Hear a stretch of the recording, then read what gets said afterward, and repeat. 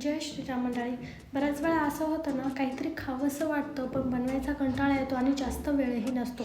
तर मग आज आपण अशीच एक सिंपल सोपी रेसिपी बनवणार आहोत, जी 5 मिनिटाच्या आत तयार होते आणि खूप टेस्टी चटपटीत होते. सो आज आपण कुरकुरीत टेस्टी मसाला शेंगदाणा बनवणार आहोत. तर ही रेसिपी बनवण्यासाठी मी इथे 1 कप शेंगदाणे घेतलेले आहेत. आता ह्या शेंगदाण्याला आपल्याला स्वच्छ धुवून काढायचं आहे. भिजत ठेवायचं नाही.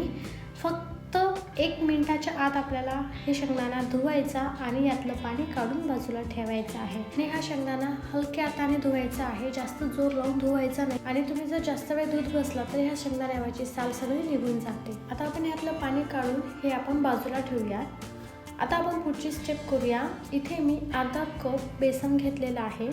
यात मी 2 चमचे तांदळाची पावडर टाकून घेते आणि 1 चमचा मी कॉर्नफ्लोअर टाकून घेते. तर आपल्याला यात काही मसाले टाकायचे. त्यात मी पाव चमचा हळद टाकलेली आहे, 1 चमचा लाल तिखट टाकते, अर्धा चमचा काळं मीठ टाकायचं आहे. आणि आता यात मी 1 चमचा लिंबाचा रस टाकून घेत आहे. लिंबाच्या रसाऐवजी तुमच्याकडे जर सिट्रिक ॲसिड असेल तर तुम्ही तेही टाकू शकता. आता यात मी खायचा सोडा टाकत आहे आणि आता यामध्ये मी टाकते अर्धा चमचा आलं लसूण पेस्ट. ऑप्शनल आहे, नाही टाकलं तरी चालते. आता आपण हे छान मिक्स करून घेऊया. आता यात मी चवीपुरतं साधं मीठ टाकून घेत आहे आणि आता आपले भिजलेले शेंगदाणे यात टाकून घ्यायचे आहेत. इथे बघू शकता तुम्ही, या शेंगदाण्याची साल बिलकुल निघालेली नाही आहे. आता आपण हे छान मिक्स करून घेऊया. इथे मी सुरुवातीला कोरडं मिक्स करून घेतलेलं आहे. आता आपल्याला यात पाणी टाकायचं आहे. पाणी खूप कमी टाकत राहायचं आहे. यात आपल्याला डायरेक्ट पाणी ओतायचं नाही, असंच हातावर घेऊन पाणी शिंपडत राहायचं आहे आणि मिक्स करायचं आहे. आणि इथे बघू शकता तुम्ही, बेसन पिठाची मसाल्यांची छान कोटिंग झालेली आहे या शेंगदाण्याला. आता आपण हे तळून घेऊया. इथे आपलं तेल पण छान गरम झालेलं आहे. इथे सुरुवातीला 1 शेंगदाणा टाकून बघते. या शेंगदाण्याला हलक्याशा बुडबुडे यायला सुरुवात झालेली आहेत. आपल्याला तेल असंच गरम झालेलं पाहिजे. आता मी बाकीचे शेंगदाणे यामध्ये टाकून घेते. हे शेंगदाणे तळताना गॅसची फ्लेम मीडियम ठेवायची आहे, कारण हे शेंगदाणे खूप पटकन तळल्या जातात, जास्त वेळ लागत नाही. हाय फ्लेमवर जर तुम्ही तळलात तर फक्त शेंगदाण्याची कोटिंग तेवढी तळल्या जाते आणि आतून शेंगदाणे कच्चे राहू शकतात. आता इथे बघू शकता, शेंगदाण्याचा कलर हलकासा चेंज होत आलेला आहे आणि शेंगदाणे पण असे एकमेकांपासून वेगवेगळे झालेले आहे. मीडियम फ्लेमवर 1 मिनिटभर आपण हे शेंगदाणे तळून घेऊया. एकदम सोप्या पद्धतीने आपला हा स्नॅक्स तयार होतो. जास्त वेळ लागत नाही, जास्त साहित्यसुद्धा या रेसिपीसाठी लागत नाही. आणि इथे बघू शकता, आपले शेंगदाणे मस्त क्रिस्पी ब्राऊन कलरचे झालेले आहेत. आता आपण हे तेलातून काढून घेऊया.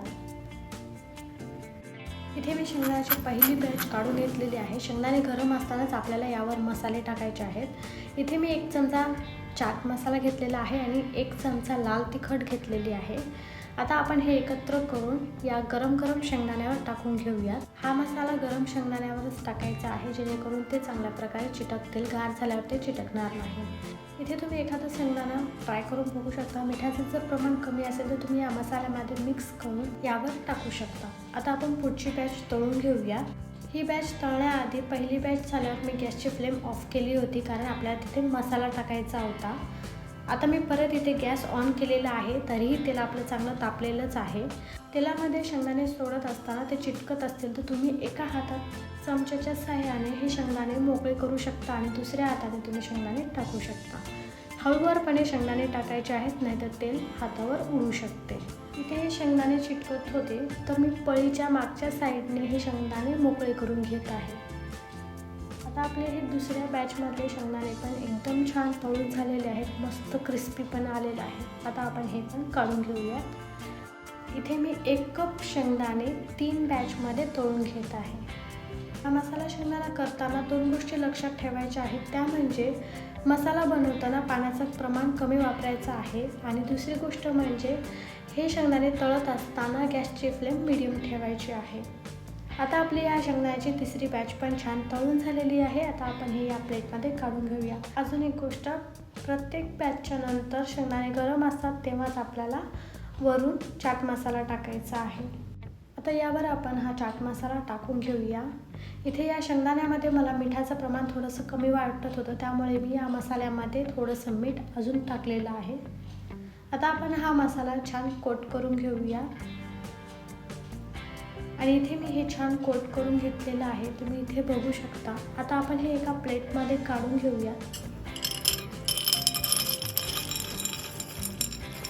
तुम्ही या शेंगदाण्याचा आवाज ऐकू शकता. मस्त क्रिस्पी आपला हा शेंगदाणा तयार झालेला आहे. ते मी फोडून दाखवते. बाहेरून तर हा शेंगदाणा क्रिस्पी झालेला आहे, पण आतून पण हा शेंगदाणा छान तळला गेलेला आहे.